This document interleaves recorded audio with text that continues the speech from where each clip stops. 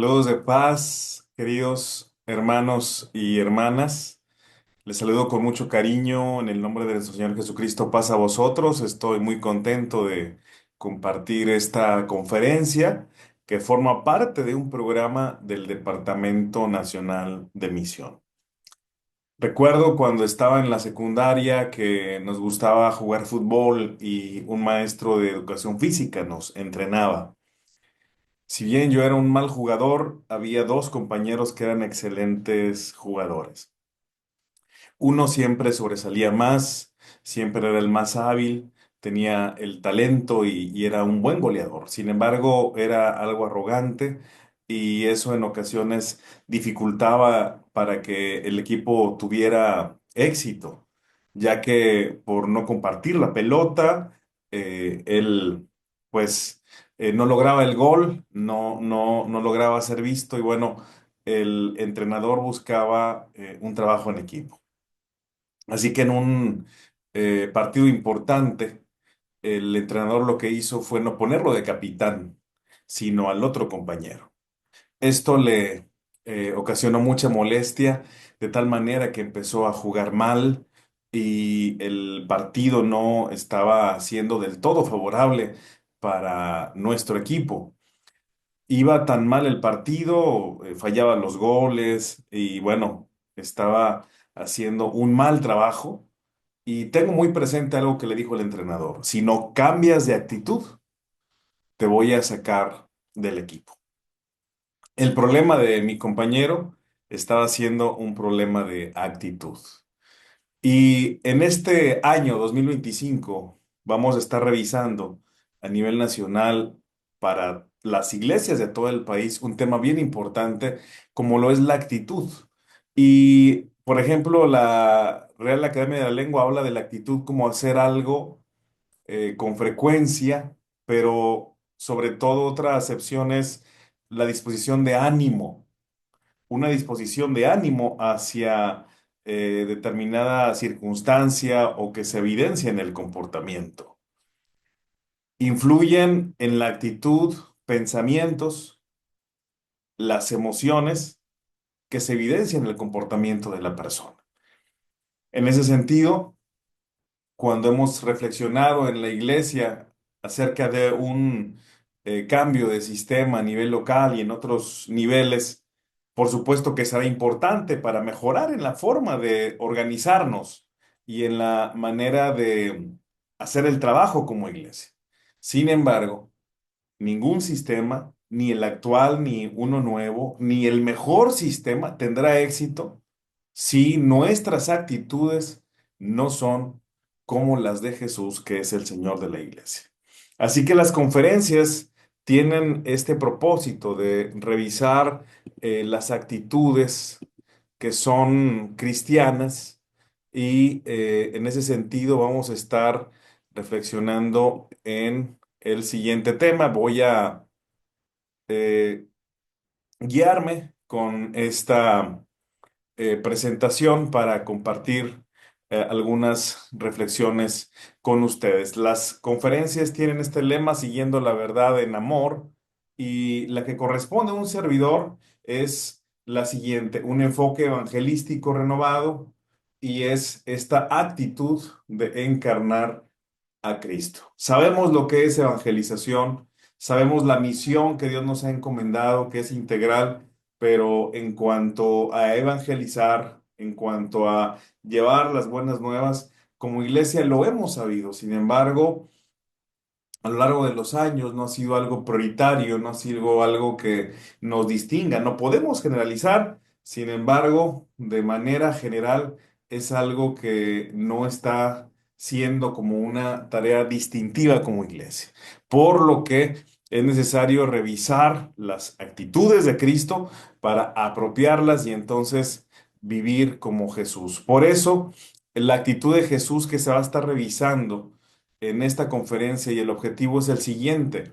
Vamos a basarnos en esta conferencia y en las siguientes en Filipenses 2, pero en lo que corresponde en esta ocasión es al verso 6, que dice: quien siendo por naturaleza Dios, no consideró el ser igual a Dios como algo a que aferrarse, Y el objetivo que estaremos buscando es el siguiente: reconocer en Jesús la actitud de soltar para ganar, quien, pudiendo aferrarse a su condición divina, decide asumir una nueva forma y condición por amor a las personas. Eso hizo Jesús, con el fin de que los creyentes asumamos la actitud de Jesús en nuestra vida, en la forma como amamos a los semejantes, apropiando las acciones de Jesús en nuestra época actual. Así que revisaremos esta actitud de Jesús, del que siendo en forma de Dios, no se aferró, sino se despoja.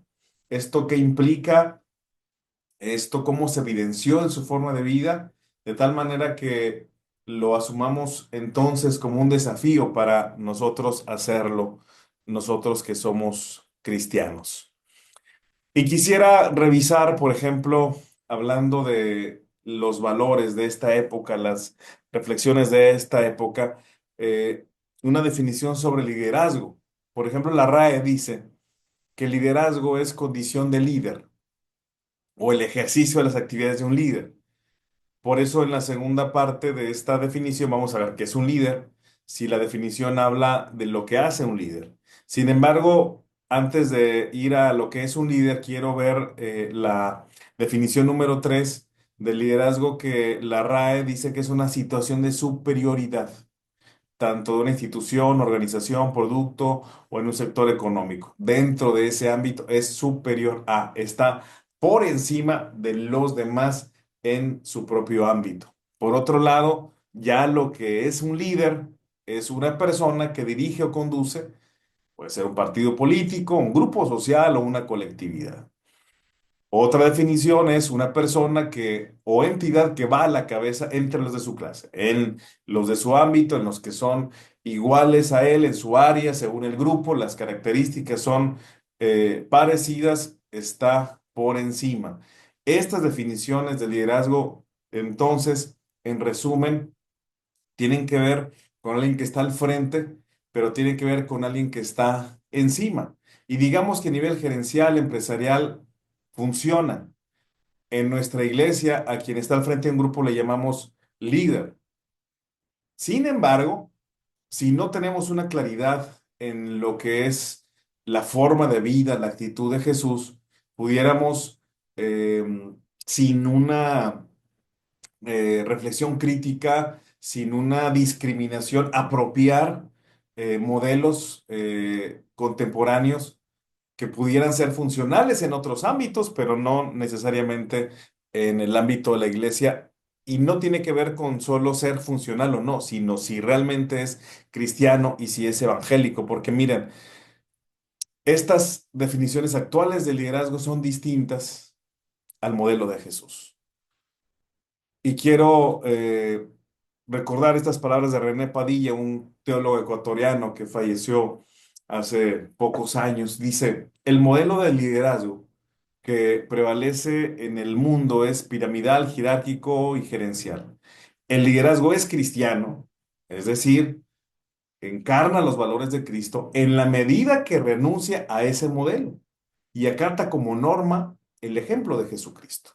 El modelo líder siervo, caracterizado entre otras cosas por el amor y la humildad. En otras palabras, el liderazgo es cristiano en la medida que encarna la palabra de Jesucristo a sus discípulos, la palabra que se hizo carne en su propia persona. Así que tendremos que estar revisando esto. Quise poner este ejemplo de modelos de liderazgo, si realmente son conforme a la manera de ser Jesús. Y pudiéramos decir, bueno, quien esté viendo esta conferencia, yo no soy líder, no tengo un cargo. Tendremos que estar revisando nuestras dinámicas como persona, como discípulos de Jesús, porque todos aquellos que hemos sido bautizados somos discípulos de Jesús como iglesia, y ver si son acorde al modelo de Jesús.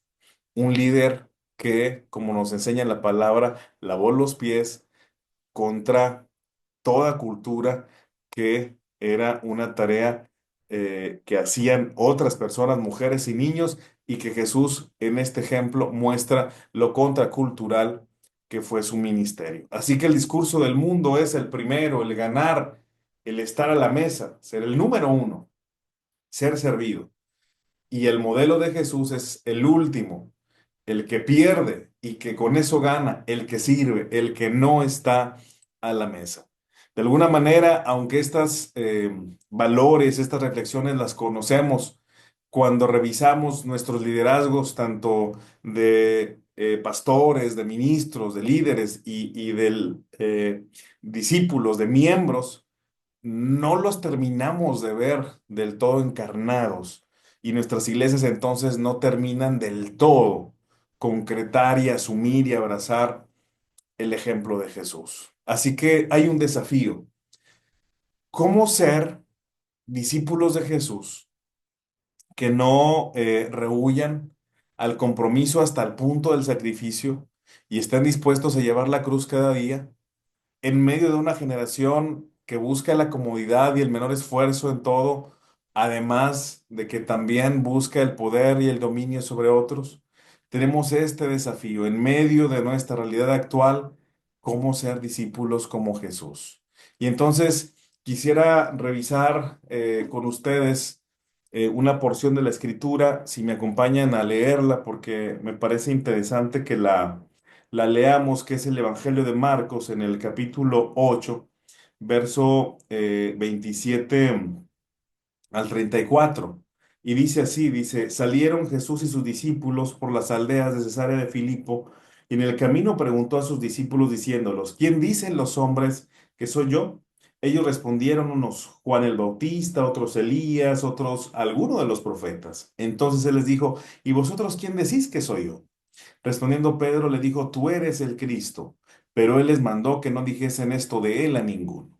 Y comenzó a enseñarles que le era necesario al Hijo del Hombre padecer mucho y ser desechado por los ancianos, por los principales sacerdotes y por los escribas, y ser muerto, y resucitar después de 3 días. Esto les decía claramente. Entonces Pedro le tomó aparte y comenzó a reconvenirle. Pero él, volviéndose y mirando a los discípulos, reprendió a Pedro, diciendo, quítate delante de mí, Satanás, porque no pones la mira en las cosas de Dios, sino en las de los hombres. Y llamando a la gente y a sus discípulos, les dijo, si alguno quiere venir en pos de mí, niéguese a sí mismo, tome su cruz y sígame. Este texto me parece sumamente poderoso, interesante, porque miren, estamos revisando que se trata de una conversación que Jesús tiene con sus seguidores, con sus discípulos. En la primera parte de la conversación hay una pregunta. ¿Quién dicen que soy yo? Y en esta pregunta encontramos la respuesta de los discípulos que dicen unos Juan, otros Elías, otros algún profeta. Y después surge Pedro como el que siempre participa, el que es impulsivo, el que desea sobresalir, y da una respuesta acertada. Él dice, nosotros creemos que tú eres el Cristo.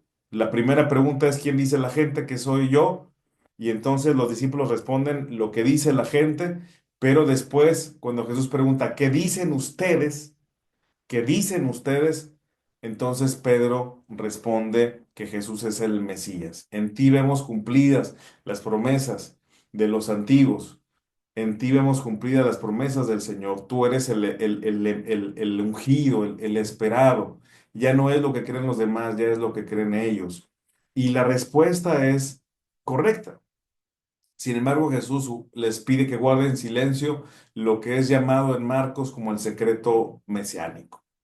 Después, en la segunda parte, llama mucho la atención que Jesús anuncia su muerte. En diferentes momentos Jesús lo hace y en esta ocasión no es la excepción. Ante el anuncio de su muerte, Pedro tiene una actitud y la actitud es de tomarlo aparte y reconvenirle. Y esta es una acción muy fuerte. Miren, para comprender un poco lo que está pasando en Pedro y los discípulos. Pedro acaba de responder que en Jesús ven la esperanza, en Jesús ven la luz, en Jesús ven terminado su sufrimiento, la opresión del imperio, la opresión del emperador. Él es el Mesías, Él es el que acabará con todas esas situaciones injustas. y lo esperan como un líder político, como un líder que posteriormente será rey. De alguna manera, aunque Pedro responde correcto, Jesús le pide que guarde silencio y en parte en esto consiste el secreto mesiánico, porque Pedro no comprende el mesianismo de Jesús como Jesús lo comprende. Aunque la respuesta es correcta, lo que entiende Pedro es muy distinto a lo que Jesús comprende y lo que desea enseñar en su forma de vida y en su ministerio.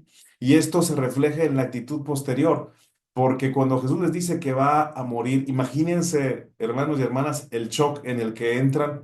A ver, si acabamos de escuchar de Pedro y creemos, mismo Pedro, si acabo de decir que eres el Mesías, que eres quien nos vas a liberar, y bueno, ¿cómo nos dices que vas a ser asesinado? O sea, ¿cómo es que tu proyecto no se va a concretar como nosotros esperamos de poder, de liberación? Porque además de ser liberados, hay otros momentos donde los discípulos piden los primeros lugares una vez que el maestro está en su gloria. Es decir, ellos en el fondo desean lugares de privilegio, lugares de poder, además de libertad. Cuando Jesús anuncia su muerte, entonces hay un impacto, hay un shock, porque ellos están siendo desestructurados de lo que han creído de su mesianismo. Y entonces comprendemos la acción y la actitud de Pedro de buscar reconvenir al maestro, de tomarlo aparte. Imagínense qué atrevimiento. El maestro es el que habla, el discípulo escucha, pero el discípulo es el que está tomando un lugar atrevido de tomar al maestro aparte. Y para tomarlo aparte tuvo que tomarlo del brazo, tuvo que llevarlo a un lugar. Es muy atrevida esta acción de Pedro. Y no solamente lo toma y lo lleva, sino que le dice y le reconviene, en otras palabras, lo regaña, lo exhorta, le dice, no exactamente dice el texto en qué le reconviene, pero en la respuesta de Jesús podemos asumirlo o inferirlo. Después de que Pedro lo toma aparte y hace esta acción, Pedro le dice, quítate delante de mí, Satanás. Es muy posible que Pedro le esté diciendo, maestro, ¿cómo se te ocurre decir que vamos a morir? Si yo acabo de decir que eres el Mesías, si yo acabo de decir que eres la persona que nos liberará y bueno, se van a desanimar, no nos digas.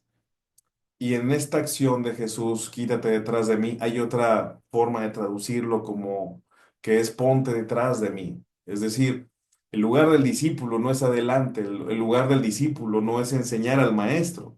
El lugar del discípulo es detrás del maestro y escuchar la voz. Y después entonces Jesús les hace una exhortación a Pedro y a los discípulos y lo hace de forma general porque sabe que la actitud de Pedro es la actitud de los discípulos, de tal manera que se lo dice a él para que lo escuchen todos. Y esta actitud de Jesús que él quiere que apropien es un llamado a asumirla. ¿Y cuál es la actitud? La actitud Jesús la resume en tres frases. Pedro expresó una fe auténtica.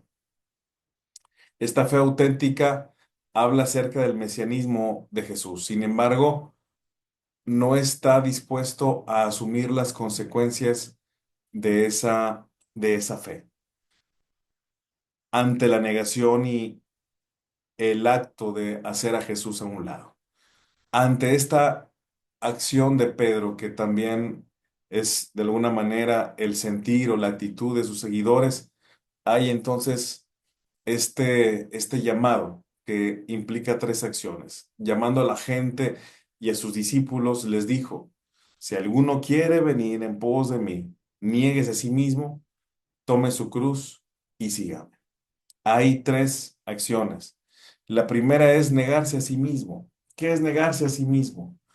No tiene que ver con, a veces se complica o se confunde la espiritualidad pensando en que es una vida de sufrimiento, una vida de dolor y abandonarse y descuidarse, pero yo lo quisiera resumir en que negarse a sí mismo es quitarse del centro. Lo que está haciendo Pedro cuando reconviene a Jesús es ponerse en el centro.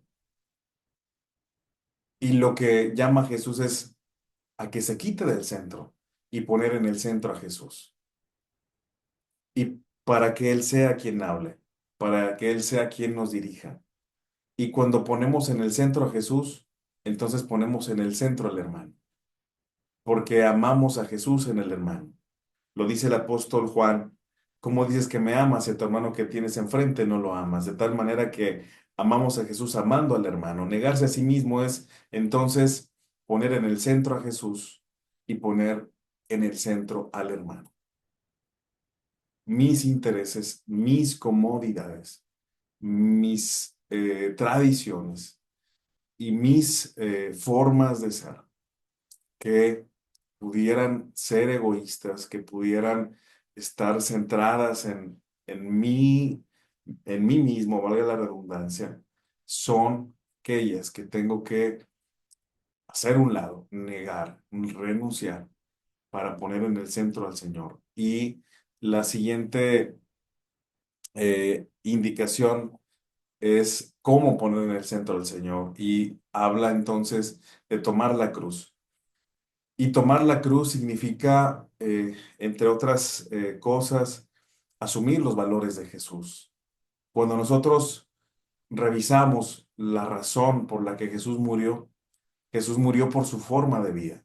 Si bien hay una teología, sobre todo paulina, y en las cartas que hablan acerca del plan de Dios y que nosotros creemos que es un plan de salvación, de que Jesús fue enviado al mundo para salvar a todos y es un plan que tiene implicaciones escatológicas, implicaciones futuras.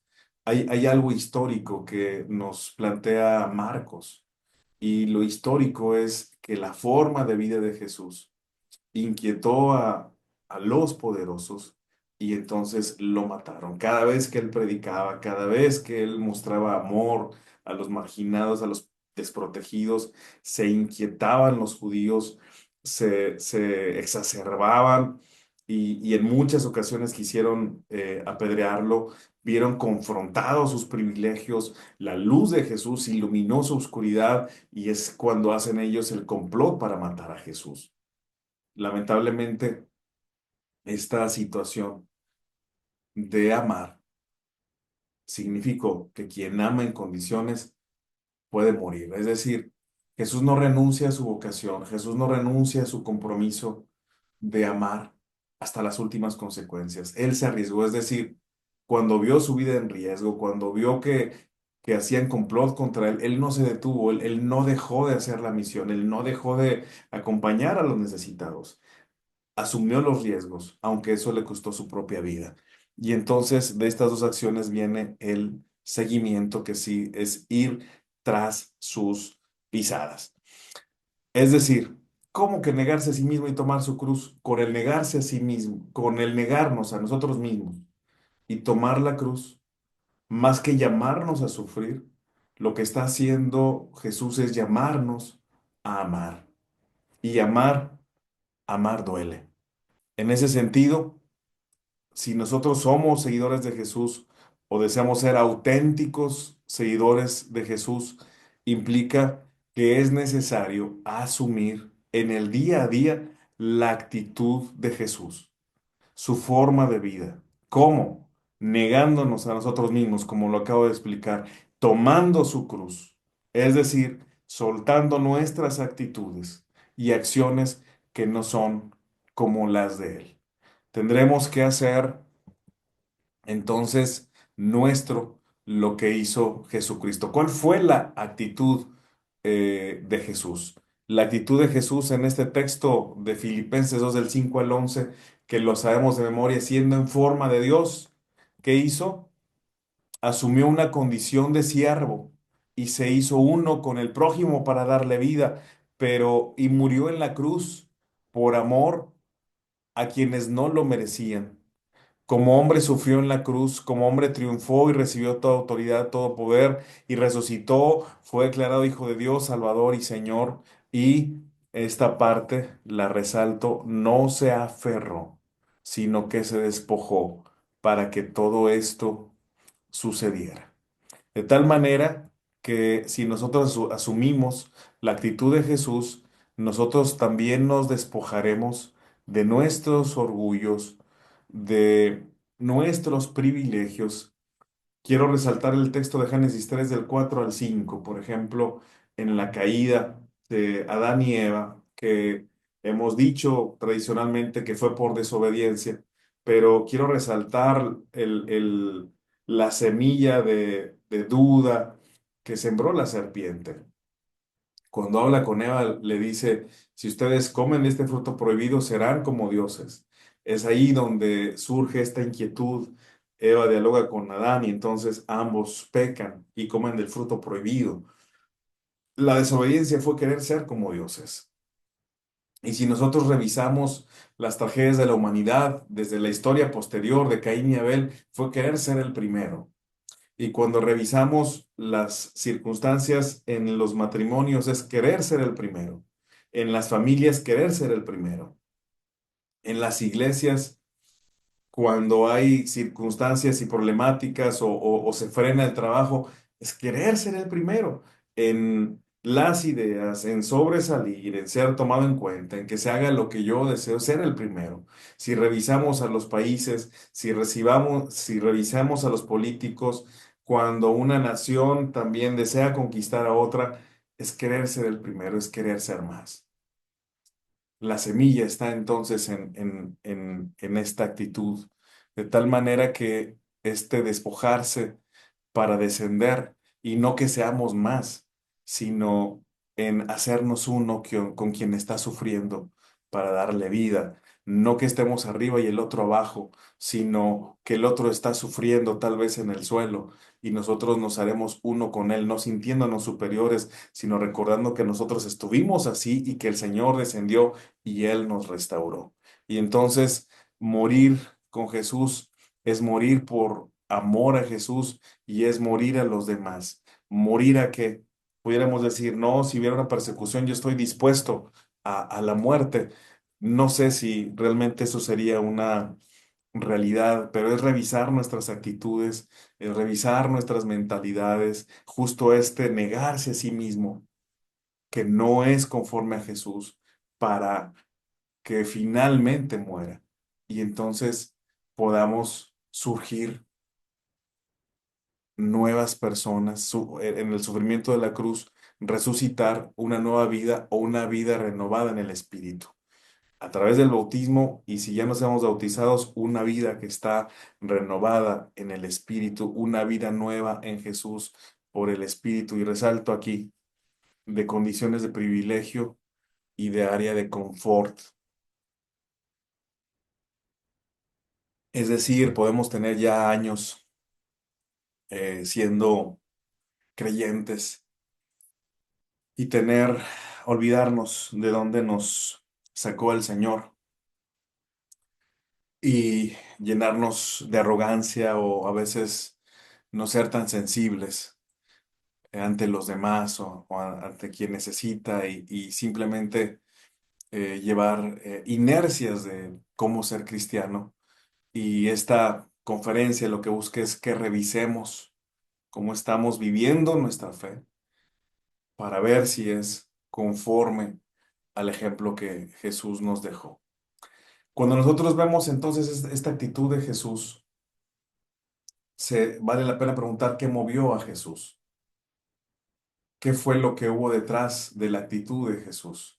Si decimos que una actitud es una disposición hacia algo, ¿qué hizo que Jesús tuviera esa disposición? Si al principio les decía que la actitud implica pensamientos, emociones y entonces acciones, ¿qué hubo detrás? ¿Cuál fue el motor? Y hay dos textos que quiero revisar.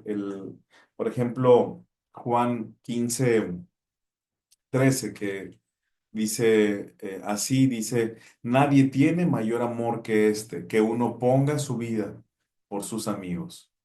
Son las últimas palabras de Jesús después de la última oración y antes de ir a la cruz.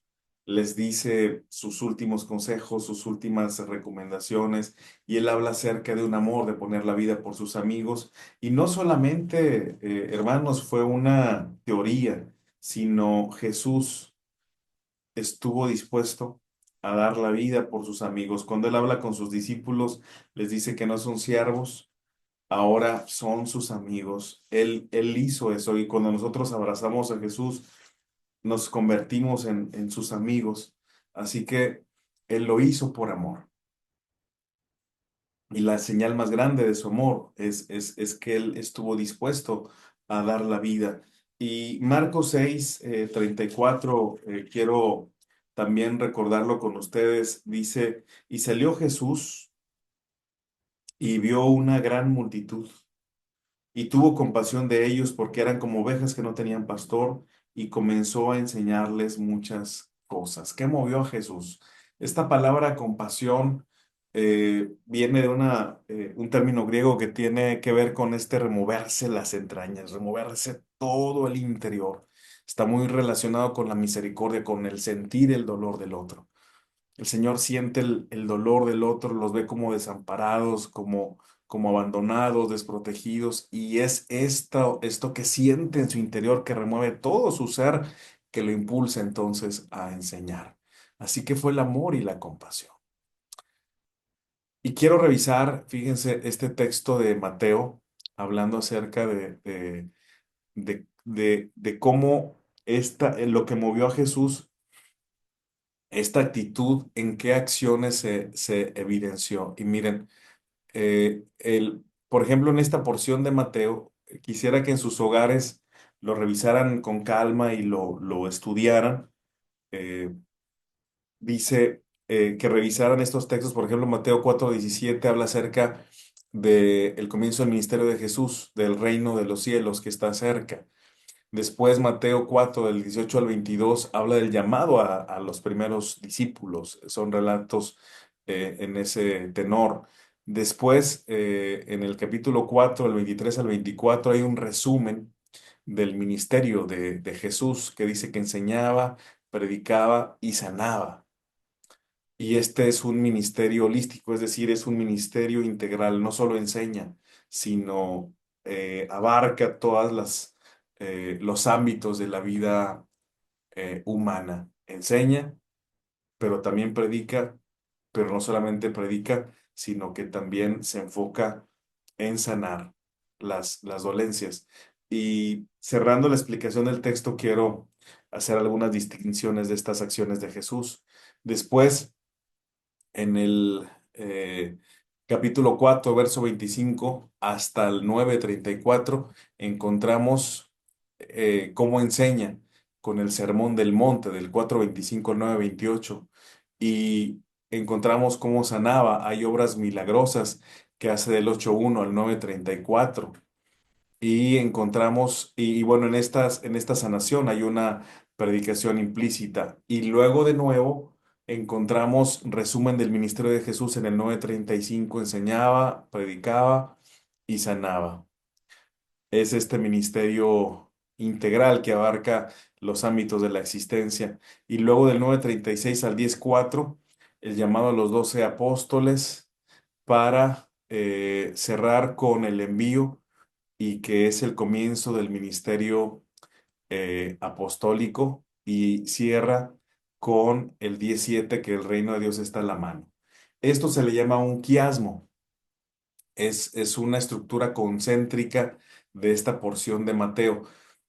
Para comprenderlo quisiera que se imaginaran como una hamburguesa. La hamburguesa tiene pan arriba, pan abajo y digamos que tiene su lechuguita, su tomate, su quesito y lo más importante o lo central sería como la carnita, la carne de la hamburguesa.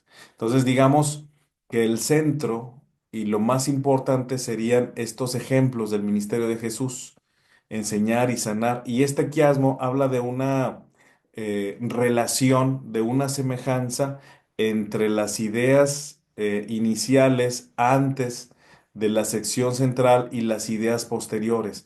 Por ejemplo, comienzo del ministerio del 4 al 17 y habla acá también comienzo del ministerio de los apóstoles, acá de los discípulos. El reino de Dios está a la mano, habla del reino de Dios está a la mano. ¿Se dan cuenta de la coincidencia? Después, el llamado a los primeros discípulos, y si ustedes leen esta parte de Mateo 9:36, llama a los 12 apóstoles. El 3, el resumen del ministerio de Jesús con acciones de predicar, enseñar y sanar. Y nuevamente vemos el resumen en enseñar, predicar y sanar para llevarnos a este centro. ¿Cómo lo concreta? ¿Cómo lo hace evidente esta actitud? Y quiero resaltar entonces que la actitud de Jesús se evidenció en estas tres acciones. Mientras Marcos, hermanos, utiliza enseñanza y predicación de manera sinónima, Mateo las utiliza de forma distinta.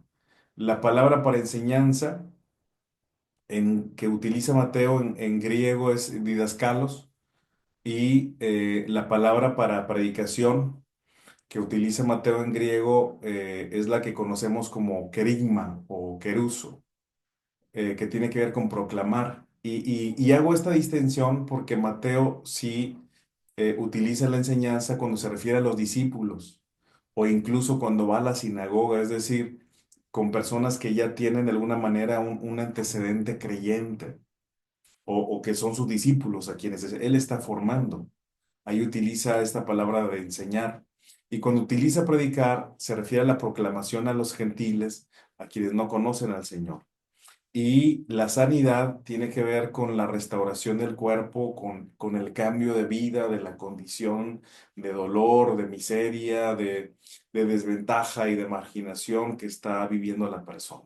En ese sentido, por eso decimos que es un ministerio holístico, porque Jesús atiende con la palabra, enseña, pero también cambia la condición humana.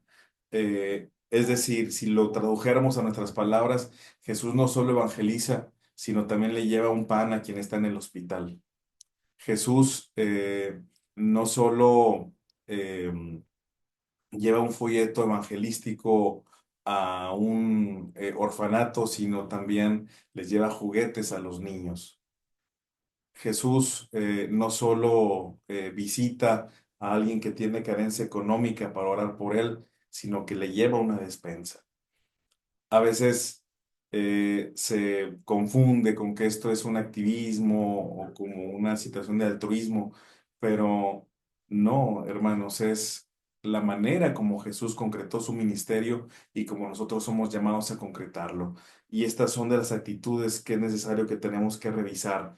En ocasiones hemos espiritualizado la misión y hablamos de cultos de almas nuevas, por ejemplo, pero a la iglesia no van almas, no van espíritus, no, sino van cuerpos. Y estos cuerpos, por supuesto, que tienen un alma, que tienen un espíritu, pero que también tienen un cuerpo con emociones, que también se enferma. Y la transformación que hace Jesús es una transformación integral, por lo que nuestra misión es necesario que si deseamos alinearla a la forma de Jesús, debemos de hacerla con todas estas implicaciones de la existencia. Y en ese sentido podemos ver cómo la actitud de Jesús se evidenció en estas acciones. Miren, su mayor satisfacción era estar con la gente, especialmente con los marginados de la sociedad. Defendió a la mujer adúltera. Si ustedes se acuerdan, están ahí enjuiciando, se le llevan a Jesús, le quieren poner una trampa y Jesús es muy sabio, no cae en la trampa, pero libera a la mujer y evita que la apedreen. También la mujer samaritana en los tiempos de Jesús era mal visto que un hombre hablara con una mujer, mucho menos un judío con una samaritana. Los judíos eran aborrecidos, los samaritanos eran aborrecidos por los judíos y él contra la cultura dialoga con la mujer, la restaura y le da nuevas oportunidades. Por supuesto que esto inquietaba a los religiosos de su tiempo. Los leprosos eran considerados malditos porque no solamente era la enfermedad, sino en la enfermedad se consideraba castigo. En el tiempo de Jesús había esta mentalidad que hasta a veces hoy en día algunos tienen. No solo es la enfermedad en sí, sino es por un castigo. Y lo vemos cuando los discípulos hablan con Jesús en Juan 9 con el ciego de nacimiento que le dicen a Jesús, ¿quién pecó este o sus padres? Y Jesús dice, ni este ni sus padres, sino para que la gloria de Dios se manifieste. En ese sentido, un enfermo como un leproso, por eso estaban a la orilla, por eso estaban afuera, y quien lo tocaba era impuro, y Jesús toca a los leprosos, se dejó tocar por la hemorroísa y no tiene ningún problema con estas tradiciones, aunque pudiera inquietar a los demás con hacer el bien y dignificar y hacer sentir amado a quien jamás había sido tocado, ante quien jamás había tenido una conversación. Jesús lo hace y transforma la vida. Comió con publicanos y pecadores, con personas mal vistas, con personas que eran consideradas de lo peor. Él estuvo con ellos. Valoró a los niños, valoró a los pequeños. Sobre todo las niñas eran consideradas insignificantes y Jesús les da su valor. Y bueno, hacia sus discípulos, por ejemplo, los exhorta, ¿no? En el texto de Marcos, cuando Pedro hace esta confesión, el texto que analizamos al inicio, y que dice, tú eres el Mesías, y luego después de que Jesús le dice que va a morir, y entonces Pedro lo aparta y lo reconviene, y Jesús le dice, apártate de mí, Satanás, y ya entonces le dice, niega a ti mismo, toma tu cruz y sígame, que ya lo revisamos. Dentro de sus acciones es corregir lo que no tiene que ver con el Evangelio. Dentro de sus acciones es distinguir aquello que fuera en contra de los valores de Jesús y exhortarlo y señalarlo. Jesús lo hizo no solo con sus discípulos, sino con los religiosos de su época, que según ellos guardaban la ley al pie de la letra, los confrontó. Parte de ser como Cristo tiene que ver con señalar, con no en una posición de jueces, sino desde una posición de amor cuando hay injusticia o cuando el Evangelio no se está encarnando. Pero con sus discípulos también los acompaña, los que van hacia Maús tristes, Él va con ellos, camina con ellos, los escucha y les brinda entusiasmo. Y quise poner esto de entusiasmo porque entusiasmo es una palabra compuesta que es inteosasmos, Dios dentro. Después de que Jesús se presenta, se dan cuenta que es Él. Dice que arde su corazón, dice Lucas, y regresa y da la noticia de que Jesús resucitó. Es decir, la presencia de Jesús hace que arda el corazón. Y eso lo hizo con sus discípulos. En Juan 20 tienen mucho miedo por los judíos, y él se pone en el centro y les dice que tengan paz, le da el shalom. En Juan 21 Pedro tiene una culpa terrible porque lo negó y lo busca y lo restaura. Estas son las acciones de Jesús. Y entonces quiero ir aterrizando, hermanos, con esto para ustedes y para mí. Si la actitud de Jesús fue despojarnos, fue despojarse de sí mismo, eh, en su persona, como iglesia, de que requiere despojarse, cómo encarnar la actitud y la forma de Jesús ahora. ¿Qué mentalidades como pastor, como líder o como congregante, si es que no está desarrollando algún ministerio, qué actitudes está teniendo a lo largo de los años, si tiene 5, 10, 20 años? Es esta actitud de Jesús, de amar, de darse al otro. Su forma de vida está reflejando la forma de vida de Jesús. Y entonces quisiera revisar a manera de ejemplo, estoy seguro que hay otras, algunas actitudes o formas de ver las cosas y cómo transformarlas según el modelo de Jesús.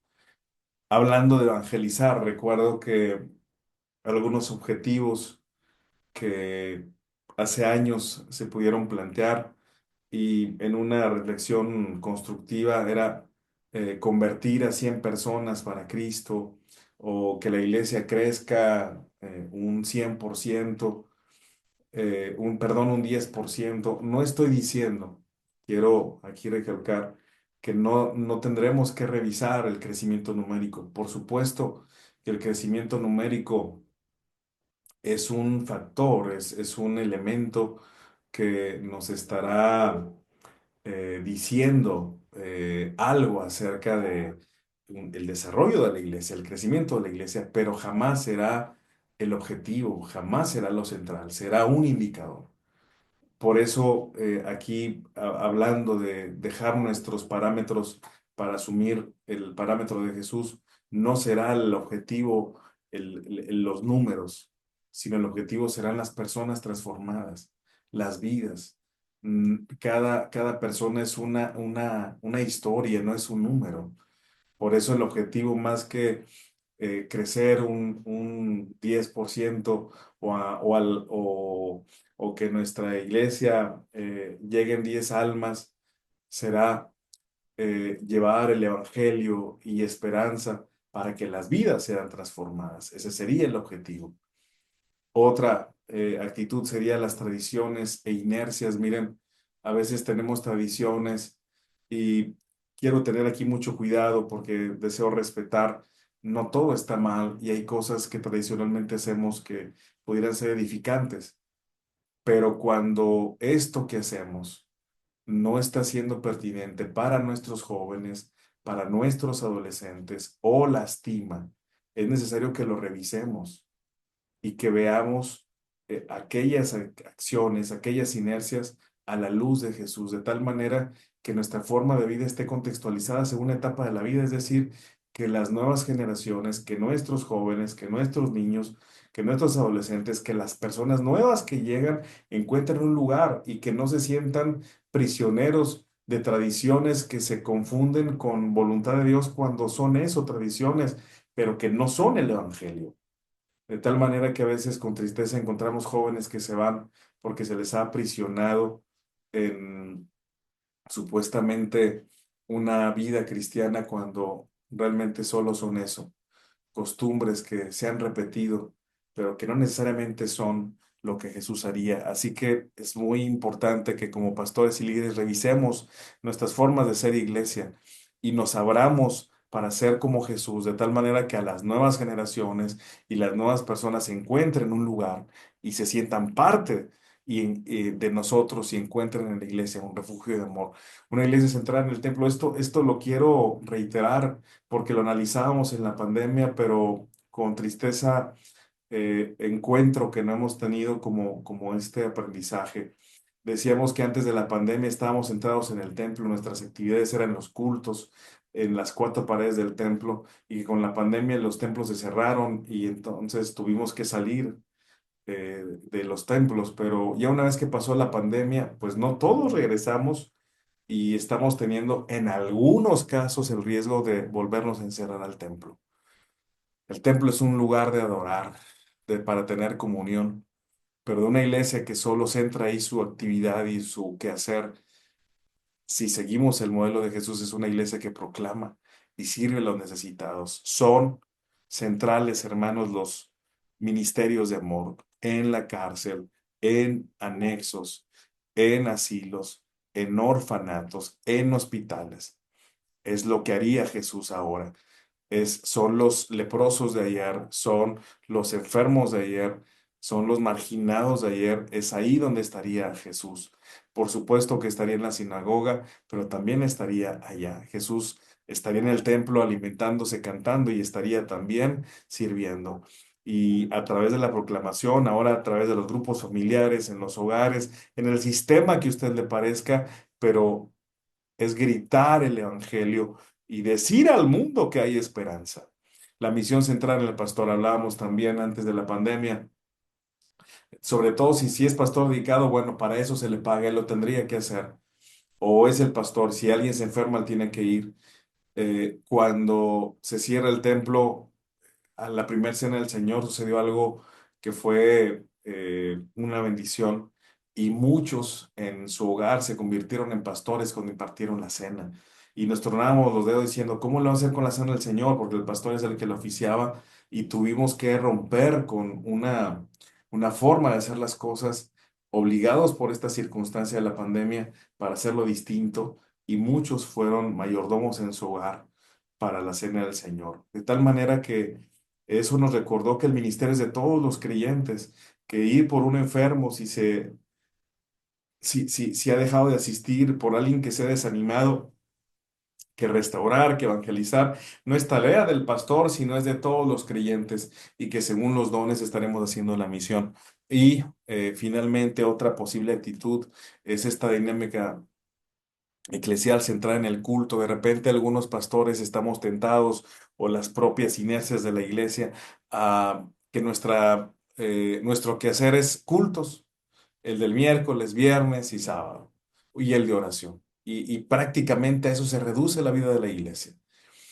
Cuando, si asumimos la actitud de Jesús, pues estaremos entendiendo lo que dice Romanos, que nuestra vida es culto y nuestra vida completa adora, despojándonos de mentalidades, renovando nuestra forma de entender la realidad y amando a Dios, amando a los demás. Ese es el culto verdadero, sería lo que dice Romanos 12. Así que nuestro deseo en estas conferencias es que seamos una iglesia con la actitud de Cristo.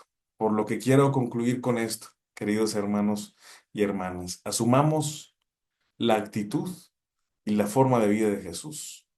Jesús recorría todos los pueblos y aldeas, enseñando en las sinagogas, anunciando las buenas noticias del reino, sanando toda enfermedad y toda dolencia. Eso es lo que él hacía. ¿Por qué lo hacía? Al ver a las multitudes, tuvo compasión de ellos, porque estaban agobiadas y desamparadas como ovejas sin pastor. Hagamos nuestras estas actitudes y estas acciones que hizo el Maestro. Dios nos bendiga, hermanos. Ha sido un gusto compartir con ustedes. Paz a vosotros.